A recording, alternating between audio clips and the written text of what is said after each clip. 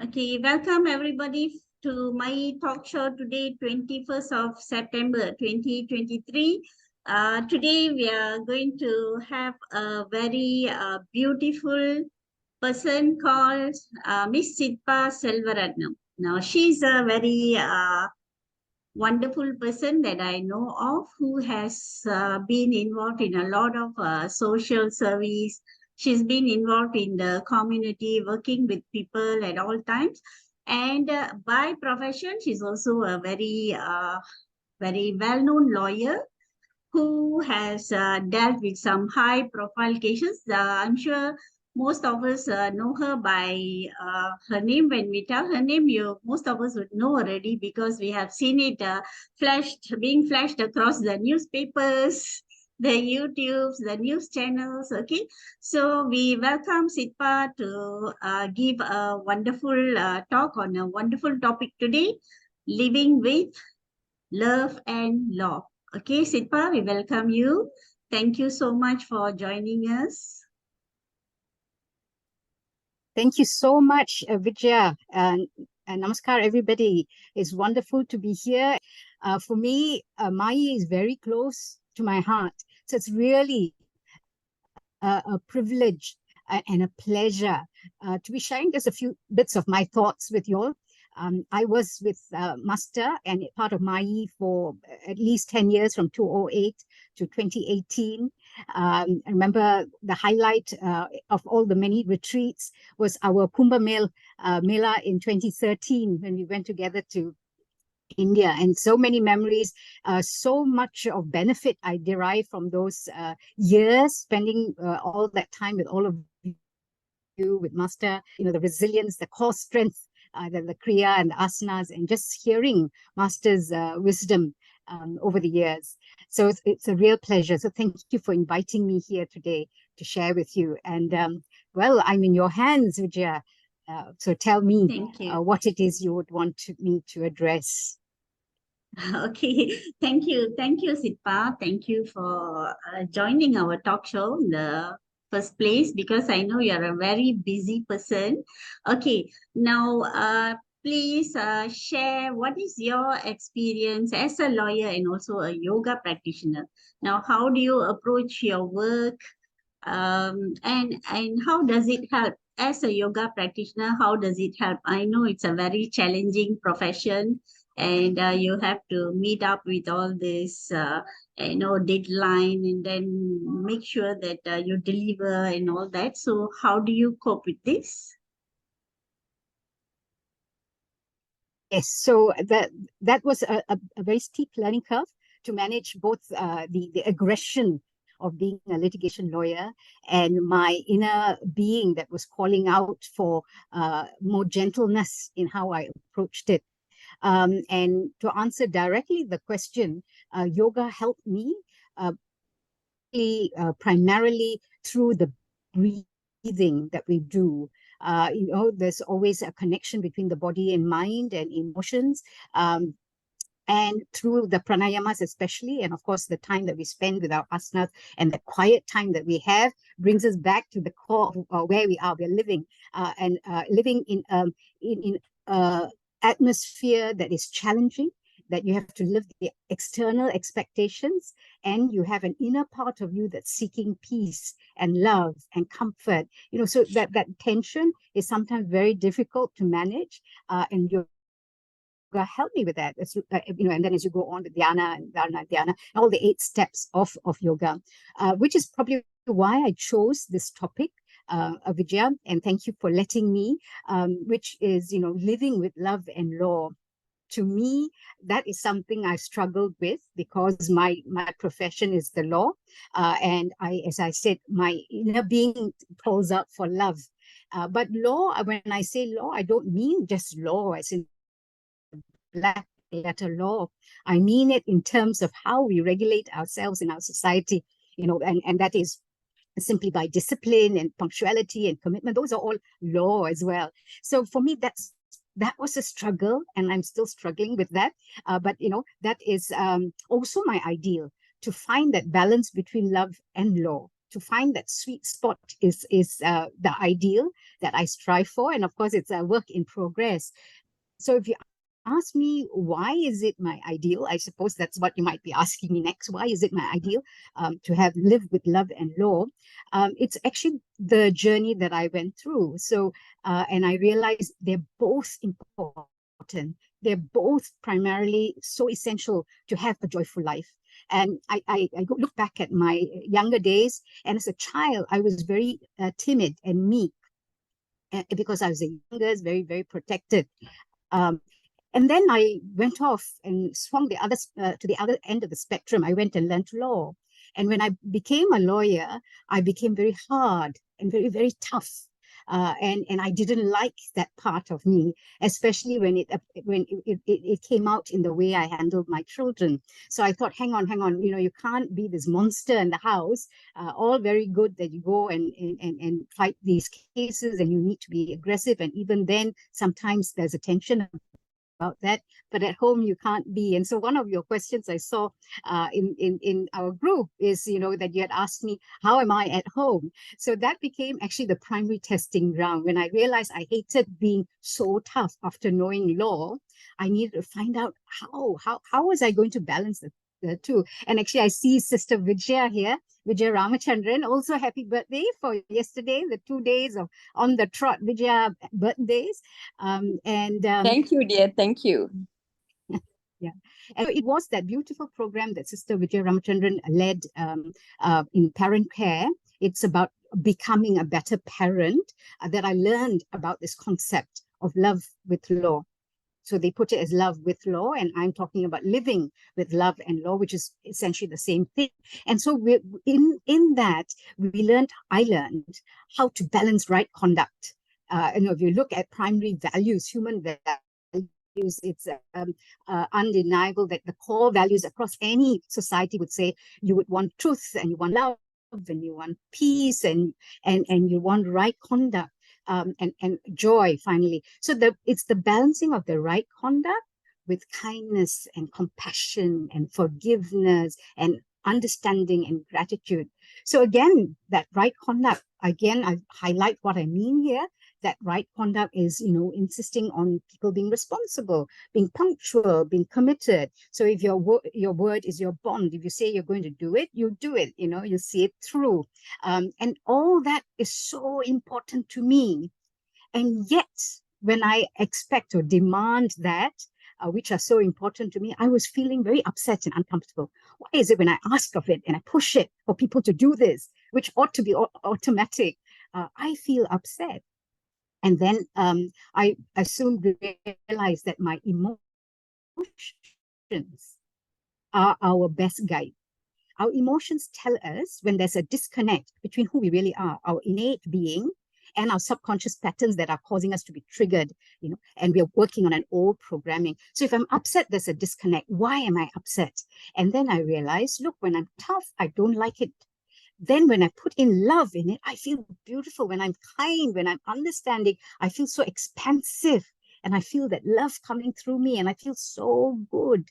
So that must be the tempering of love with the law, with the love. And in fact, wouldn't most of you agree that that's our natural state, to be loving?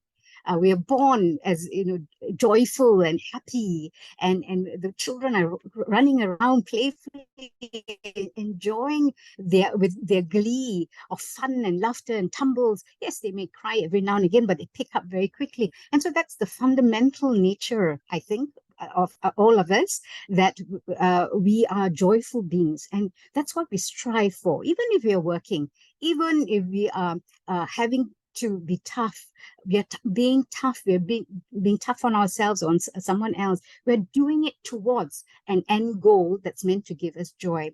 And touch is so important, laughter is so important, exercise, yoga is so important, because it gives out feel-good hormones, your endorphins, your oxytocins, and so on. So it's a fundamental need. Hugs and touch, all of that.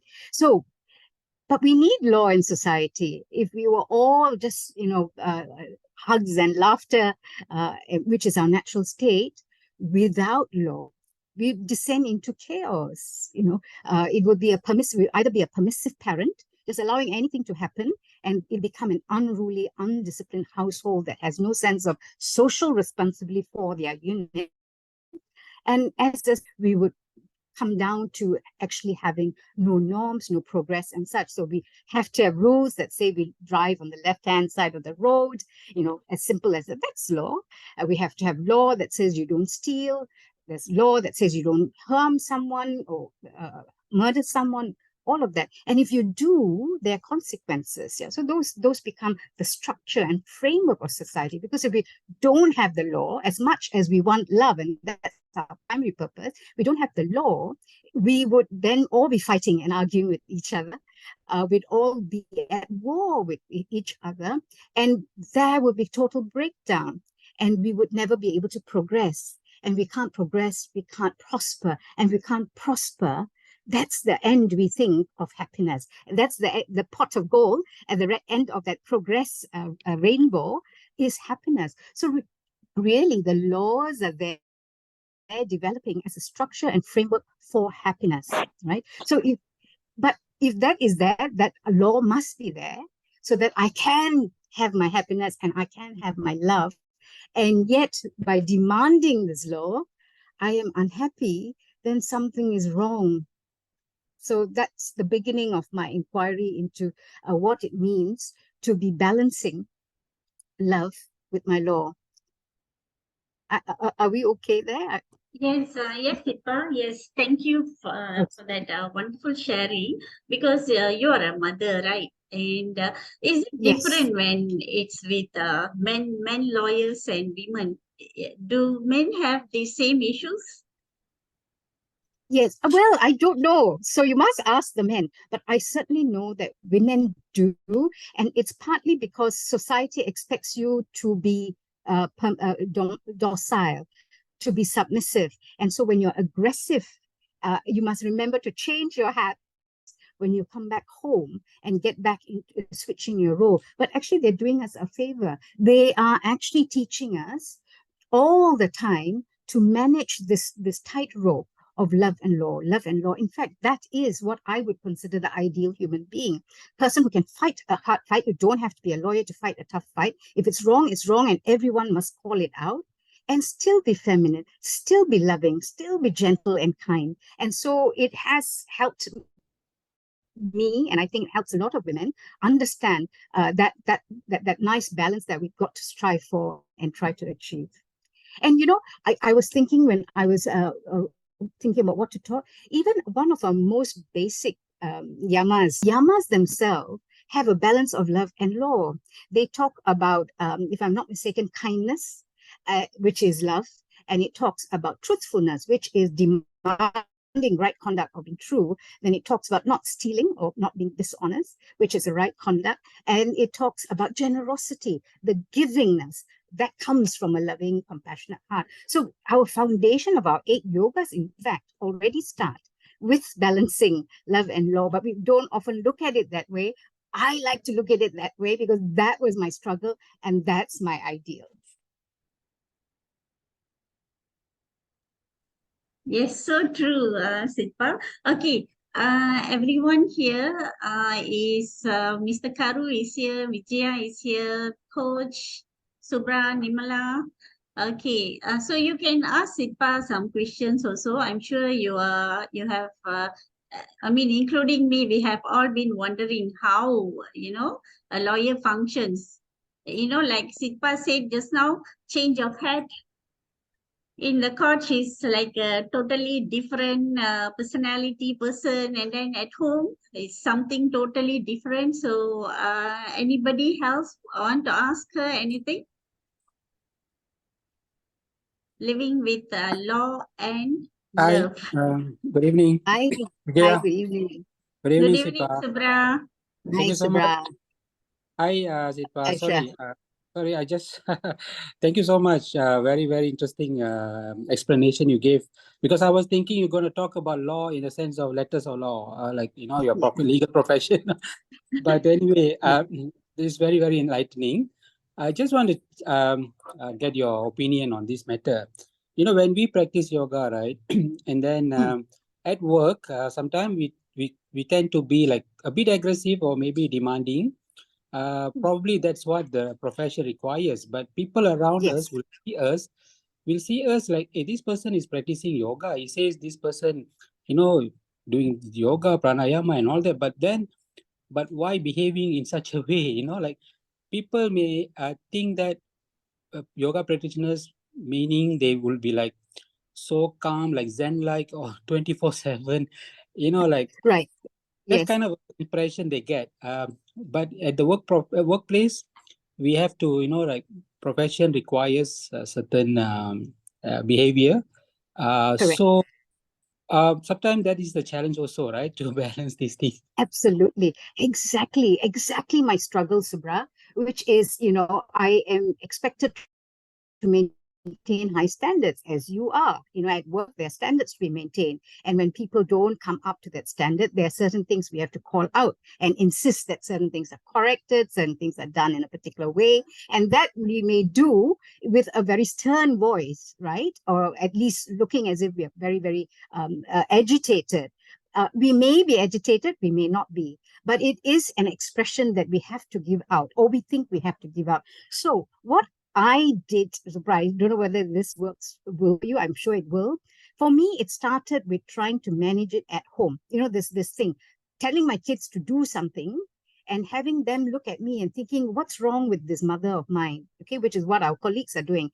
Telling someone to do something at work and they're thinking, what's wrong with this yoga practitioner? Supposed to be all sweet and nice and calm, and what's wrong with this person? So I then realized that it's the vibration we give out. Everything we say has a vibration, right? Every emotion that we have has a vibration comes with anger or certain irritation, even not even anger, or frustration. It's felt by the children or felt by our peers, right? And then you get an equal and opposite reaction, right? They will also come back with irritation and anger and pass judgment on us, saying what is wrong with you, because we have just judged them. So if we can, what we call, I call and we call as well in parent care, emotionally coach ourselves. If we are irritated, angry at the point in time because the colleague is behaving in a certain fashion, it's to get back. It's nothing wrong with being irritated and angry. Of course, ultimately, we want to always be calm and peaceful, but it's a process, and life is a process of learning it. So we shouldn't be too hard on ourselves. So in that process, we say, okay, I recognize I'm irritated now. Now is not the best time to say something.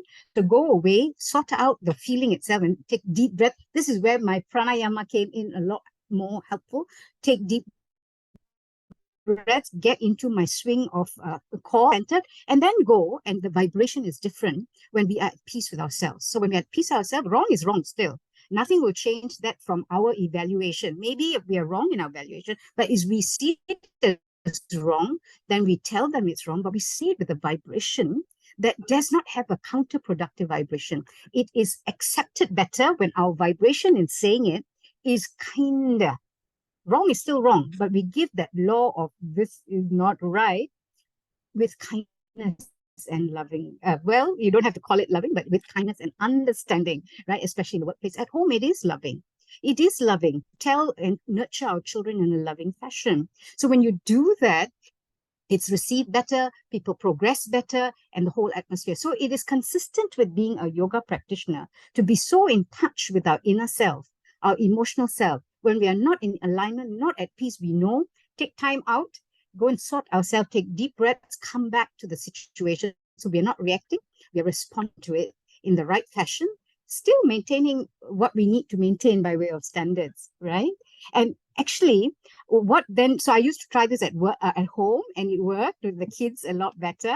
And then I had to try and use it at work as well, with mixed results. So work is still in progress at work. It's always, because at work sometimes there's a stereotype, right, that you have to say it in a certain way, matter. There's an expectation, like for a lawyer would talk in a certain way or behave in a certain way, and you have to undo that slowly over time. So it may be like that with you as well. But just remember, as long as you're at peace when you're saying what you are going to say, it will come out all right. They can think what they want about yoga practitioner. You know you are a yoga practitioner, and you know that you're striving for that calm and equilibrium within you, and that's a lifelong thing. I just want to share at this point, if I can, Vijaya, you know that slide I have, you know, all this while Yes, we yes, talked about emotions, people can feel your emotions, right? When we're happy, people feel it. When we're sad, when we're grieving, people can feel it. Then I came across this beautiful book called Power versus Force, and it's written by a scientist, by a doctor, David Hawkins, not the scientist Stephen Hawkins, David Hawkins, and he actually quantifies emotions. So emotions can be quantified on a scale of 0 to 100. 0 to 1,000. And based on the emotion, there is a vibration that comes with it. And eventually we can just show slide 2 first. That's the lower one. And then we go to slide 1, which is the higher end of the vibration. So it's 0 to 1,000. Just have a look at this. It blew me. So let's go to slide 2. So remember that the log of his vibrational measurement is 0 to 1,000. So if you look at the bottom, shame is so low, it's 20. Guilt and blame is 30. Grief is 75. Fear and anxiety, a lot of us are in fear and anxiety, is 100. Anger is 150. And then courage is 200. Affirmation. So I'll tell you here, on his scale, 200 is that vibration that we need to achieve progress. That's why it's empowerment. If we hit 200 in our vibration, courage, we can change. We can change ourselves. We can change the world. We can change so many things. We need to hit 200. Let's go to the first slide, Vijaya, because it gets only better. After courage and empowerment, you get 250 at trusting, being neutral. And then when you're hopeful and optimistic, is 300.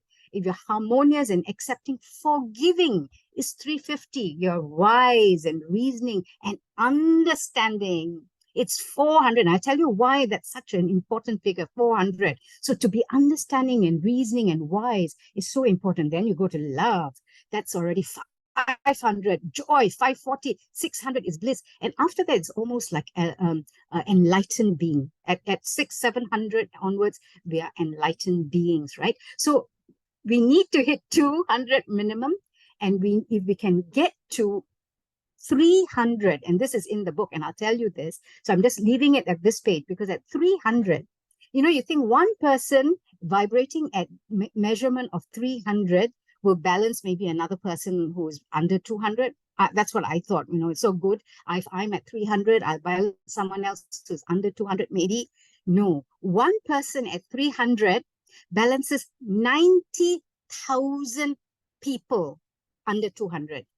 And if we are vibrating at 400, we balance 400,000 people vibrating at a below 200 vibrations, right? So that's how powerful it is for us to keep our vibrations up, right? Whatever it takes to be hopeful, optimistic, forgiving, understanding means we're not only progressing ourselves, we are also pulling a lot of other people with us. And when we are vibrating at this, we're going to only attract situations that are consistent with and commensurate with our own vibrations. So the world will show us a side of itself that we show it. And we show optimism, it will show us wonderful, optimistic, hopeful events. If we are anxious and shameful, it will show the side of it that is unfortunately blaming or shaming. So when we deal with whether children or at home or spouse or extended family or society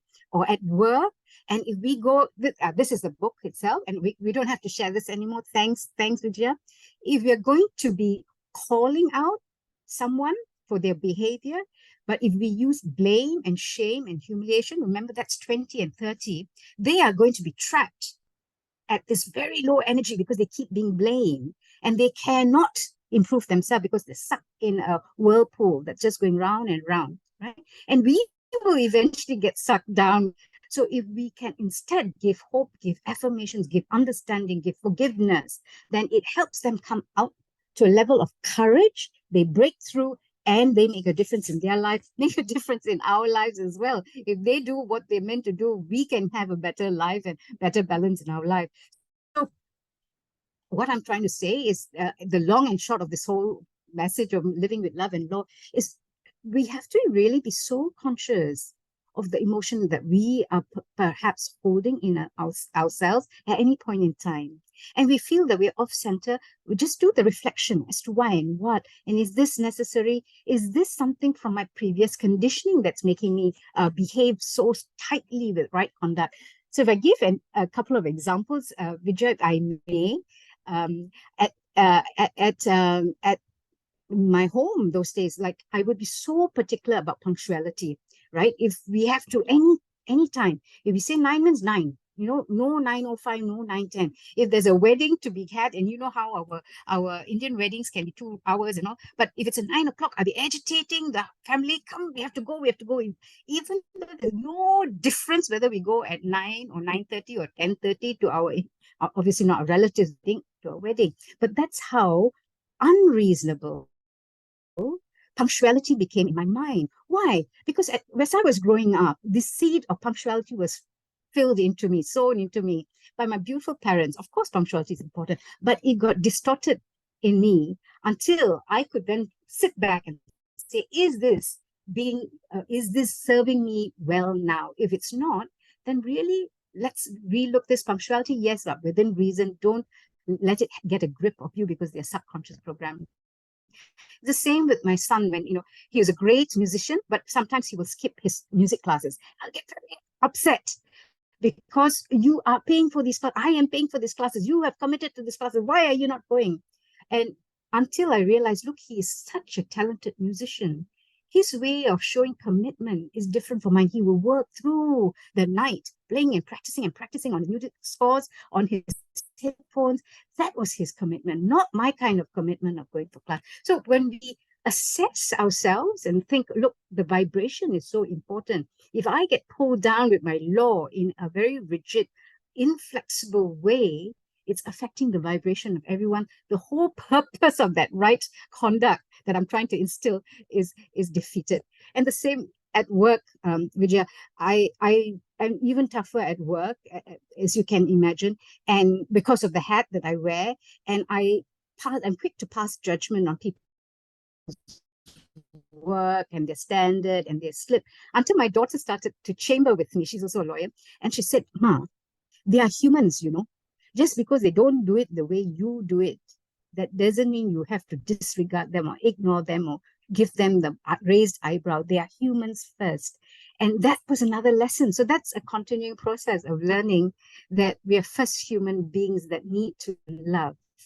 And then you put right conduct insofar as the right conduct helps you love and be happy, not takes away from love and happiness. And if we can do that, I'm sure I would have achieved what I've been wanting to strive for and still striving for. Yeah, that would be my take on work, life, home, love, law in its bigger sense. Sitpah, thank you so much. Just now you shared about the vibration and all that was like getting a more detailed view of how the emotions, how we can handle, how we can change and all. Okay, so now you being a yoga practitioner, we can understand how you are able to do it. I know of lots of teachers who are like very tough at home. Teachers especially, they find it very difficult to change that hat. So yes. And there's always a lot of conflict within the family, and that is something which is like really stressful, especially for the children. Absolutely. What do you think? What is the basic, simple things that we can teach people actually?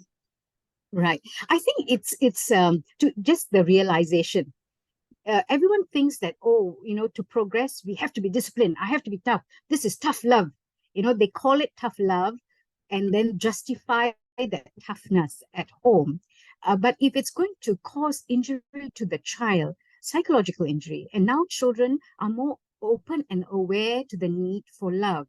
It's a different generation from when we grew up. When we grew up, it was more about just progressing. And we saw how our parents struggled, and we were prepared to take that from them, because we were on the same page. We have to progress this way, and this is the only way we need to progress. But our children look at us and see we're very comfortable, and they can't understand why you cannot, you the parent, stop to understand how they feel. So it's also a time in our evolution of humankind that we are moving from just the physical, gross, right, wrong, to encompass love. And then from there, we develop peace in the home and move on. So I think it's also teachers, parents, everyone realizing you cannot do it the old way, the way the parents did. They cannot be that stern person. It's counterproductive. It may be too late for when they realize if the child leaves or the child breaks down or the child's totally unhappy, and they will react to that. Children these days will react because they see how it is in other homes, in other parts of the world. We didn't see all that because we didn't have social media and that kind of exposure. So I think it begins to answer your question with awareness. Once you're aware of it, yes, of course, being a yoga practitioner helps because we have tools. We have tools that centers us and helps us come back to our core being. And actually, we realize there's an inner and outer. People don't even realize there's an inner and outer. They think what they see outside is all there is. Whereas we, because we're connected with the breath, we know there's a whole world inside us. You're absolutely true. So it's easier for us to get back to center. But once someone is aware that this is not the right thing, you're inflicting hurt, and if you're inflicting hurt, it's going to come back to you. Then they will take steps. And actually, they don't have to do pranayama. They just have to do deep breathing. And we always say that if anyone's agitated or angry, the best thing to do is take deep belly breaths, deep breath.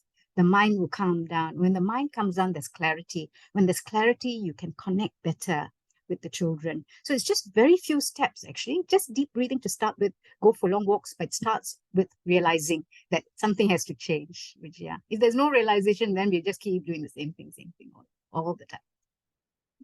Yes, so true, Sitpah.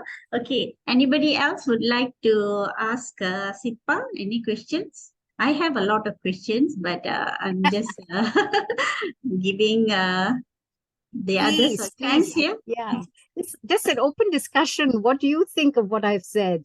And Yes. Anything is not, I don't have the magic or the answers, just a free discussion. Yes, yeah, and from your, being a lawyer, especially, I know how tough it is, when you have to handle the cases, and there's so much of stress, and of course, you have to handle colleagues, who are probably completely different, they are very stressed up. Now, for example, when I was working last time in NST, the whole place was filled with people who are totally stressed up. Of course, some are joking and gossiping, they handle their stress in many ways. Yes. But there's always this, they put up personality, which is like very serious, very tough all the time and hide their real selves. Exactly. So there's pressure, right? So it becomes a peer pressure for everyone to behave in that same fashion, either to be all the time joking, laughing, or all the time being very, very serious about stuff. But I think, and the most important for me is just understanding who and being true to ourselves. Once we are true and comfortable with ourselves, I am this, I have this weakness, I have this strength. It's okay. You can tell me about my weakness. I already know, but I have this strength. And I'm confident with my strength. I'm confident with who I am. And once we are that, then the whole way in which we interact with people become easier. They can do what they want. I cannot joke like them. I cannot be as serious like you, but I am me. And this works for me. And this is my life, by the way. And so this is who I choose to be. So it's a choice that we make at every point in time. Okay. Yes, Sitpah. Okay. Anybody else would like to ask Sitpah any questions? Okay. How do you handle all these colleagues? Especially, I'm sure these lawyers, they are like no nonsense cases, right? You cannot really go and tell them, that you're sick or you're what, that you have somebody at home that you have to take care or whatever it is, that you can't say all that. Correct. How do you handle? No. Okay, so there's the two levels of handling. One is the handling because they think I'm a little girl, and then I have to show them I'm not a little girl. I'm actually quite a confident lawyer, and so I just go and do my thing. And then when they lose, they're very upset. I've had all of that. They'll come to me and look at me and ask where's my senior? Isn't he coming to argue? And I say, no, I'm arguing. So you have that kind of things, but you just have to get thick skin, just be confident about your skills and what you can do. So that's one level. Of course, the demands at home, and then there's demands at work. And then if something goes wrong at home and you need time off, this is where the network of support, whether it's your extended family, whether it's your colleagues who can step in for you, are so important, right? And thankfully, that's never happened. Having a very sound support system with my husband, very understanding, my extended family. I also have had house help. All that helped me. And finally, I think it's also projecting. So if I have a case next week, I tell myself, I am not going to fall sick. I am healthy. I am happy. Nothing going to go wrong. And I put a vision of how everything is going to go well. And then I walk into that space like everything's going to go well. And that's actually served me very, very well to project ahead of the time how I'm going to imagine it's going to unfold. That it'll be very understanding judge, a judge that gives a lot of time, who will hear me, everything going well, the papers are in order. So I see that, and then hopefully that pans out, and it has, because like emotions have vibration and energy, thoughts have vibration and energy. So when we visualize it and we give the energy to it of kindness, and I want this for my client, I want this for the highest good. So it's always an altruistic kind of intention for the highest good, then so it will be. That has been my experience. So these are a few of my tools of the trade, Vijaya.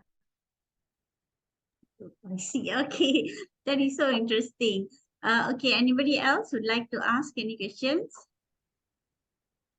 Okay, Sitpah, what do you think about, that cases that you handle? Sometimes, for example, the equanimity case, was it really tough for you? Now, sometimes you are in the midst of some cases, they are really very important. And how do you actually hold yourself there? How do you go through it? How do you overcome it? Absolutely right, Vijaya. I mean, that case was a very steep learning curve for me.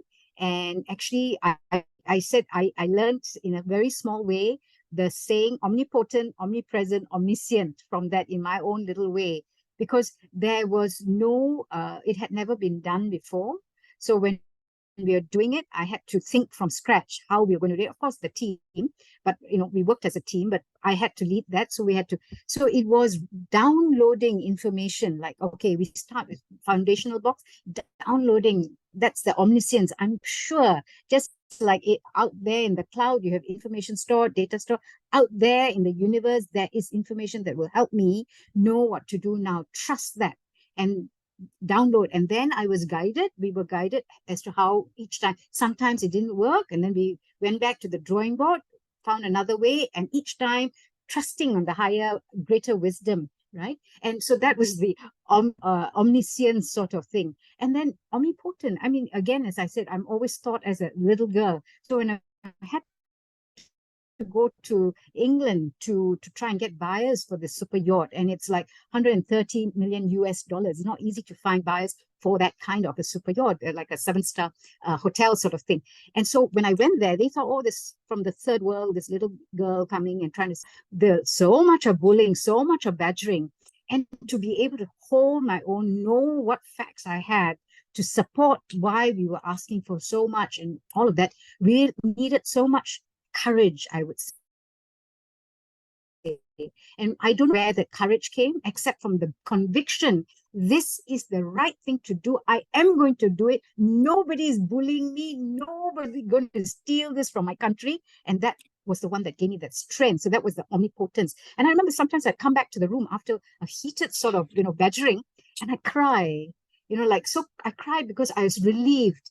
relieved that I could manage that. I did not give in. I did not, so that was that. That was the omnipotence. And then the omnipresence was very interesting, because the super yacht had so many problems because it's coming up to its maintenance. And there was this one engineering thing that kept giving us trouble. And every time the engineers would go, or the divers would go to sort it, nothing could happen. And I happened to be in India at that point in time, in Puttaparthi.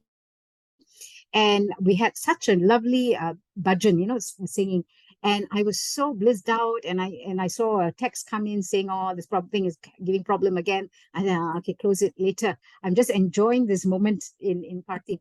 And when we came back, I was packing to go back. I opened the message again, and it said, oh, the engineer has found the source and they've repaired it and all done. So that to me was the omnipresence, that you don't have to be physically somewhere. I was all this way in India. I had nothing to do with it, but I just had let it go. Okay, I want this all. I let it go. And there's a greater energy beyond us that will make sure the right thing is done at the right time. Actually, we need just to relax, let go, be joyful. Actually, the magic and the miracles happen when you're joyful. That's the power of joy. Most people don't appreciate.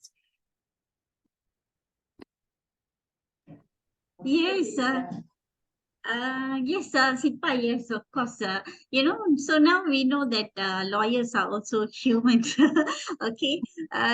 Yeah, very much so.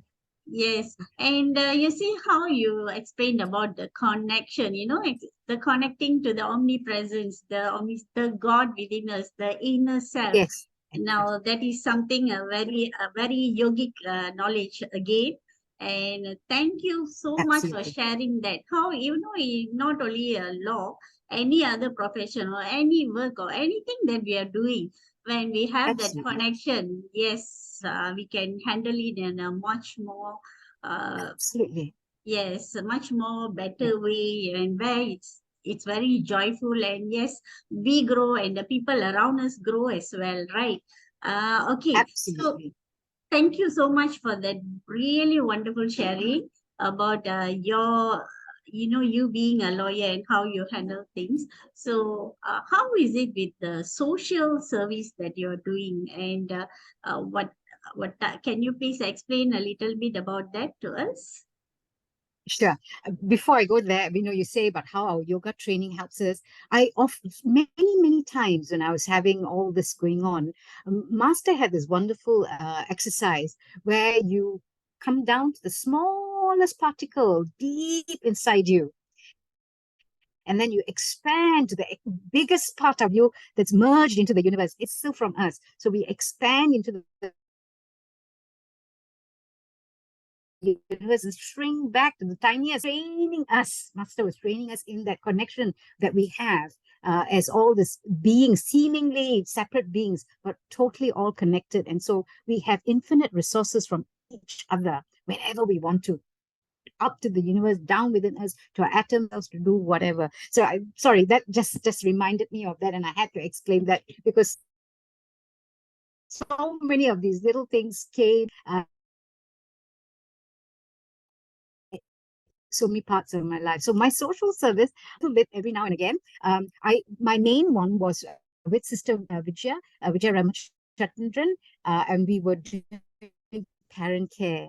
And that was, just 6 weeks on the human values of peace, of right conduct, love, peace, truth, and nonviolence, right? So based on, we had 6 modules of the best optimum way of parent care. If we sorted ourselves, the children will automatically imbibe what we have to give them, the vibration point again. So we did that for many years. Sister Vijaya was the pioneer. It's 2003, I think it rolled out. And then I carried on for a long time. And somewhere along the line, it became living skills for young adults. Yeah, because the young adults were struggling with handling career and home and their being and everything else. And this just gave that beautiful way of being, healthy, being energetic, being peaceful, being conscious, being creative, and being intuitive.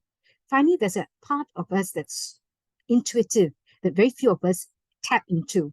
And that's the seat of joy, as I mentioned. So when we go back into that, we become intuitive. We don't have to be anxious and grapple for the knowledge. What we need to know will reveal itself to us. It'll come to us. And so then you can relax into life. Just take everything, have fun, joke about it, be serious about it. At the right time, you will know, you'll be prompted to know what to do, how to do it. So that's part of my social service. So I did that from 2004.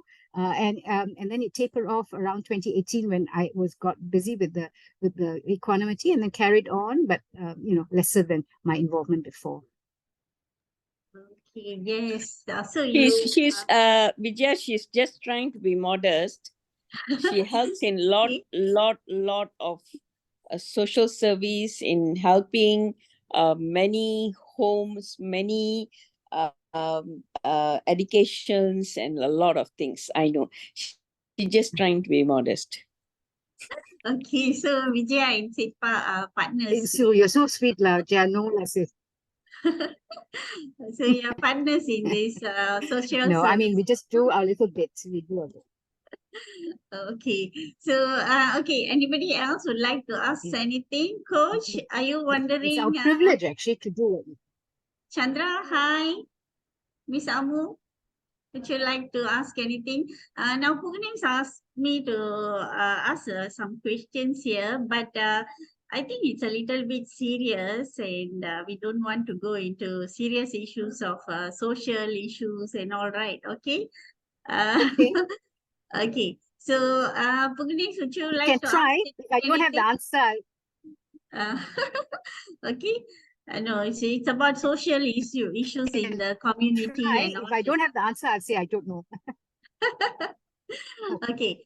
So I think it is serious, and yes, it will take a lot of Why our not? time. Why not?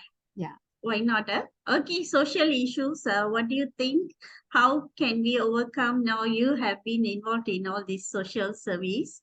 Of course, in all communities, whether if we see the races, whether it's Malay, Chinese, or Indians, we have lots of social issues. Now, you as a lawyer, I'm sure you're very well versed about this. Now, Indians, especially now, they have lots of issues, after they leave their secondary school and all. And then some of them, they don't know where to enter, no guidance, and they go into gangsterism or whatever. So what do you think about that? Oh, I mean, okay, so now I see how huge the question is. Yeah, I mean, we're never going to eradicate poverty and social ills for sure, but it begins with education and awareness, and education at home with the parents, which was why Vijay and us, that whole team, were addressing the parents. The children were getting all sorts of classes in what we call bakas, but the parents needed to support that, to make it multiply in effect. So if we use that as a little measure, and it's such a minute measure, until we have parents who take on and the teachers perhaps in school to some extent, modeling what it is that we aspire to be, to have in our, then the children unfortunately cannot be sought out. So it's, as much as we can talk about it, it would be education, it would be the family bonds, and really, the vibration a person holds brings up 400,000. Each one of us who holds a vibration is already making a change. It's so easy to say, oh my God, it's terrible, what do we do? It's like a bottomless pit, never ending. One person just changes themselves. It's my goal. I have to bring up 400,000 people. That's my goal. I don't go down to 400,000 people. I just make sure I'm vibrating at 400,000 so that the energy pervades the place and the energy helps them in some bigger way. I don't need to know how, it does help, and that is the evidence or scientific evidence. So we can go down to the minute. Okay, let's do A, B, C, and maybe in 10 years time we will see X, Y, Z. That's one way of doing it, and we can keep doing it. But if our vibration is wrong, we will not get to X, Y, Z. You're doing A, B, C, but in a counterproductive way that's not seeing the fruition. So my take on this, and you may or may not agree with me, is it's how we raise our consciousness. And that's what yoga does. It raises our consciousness.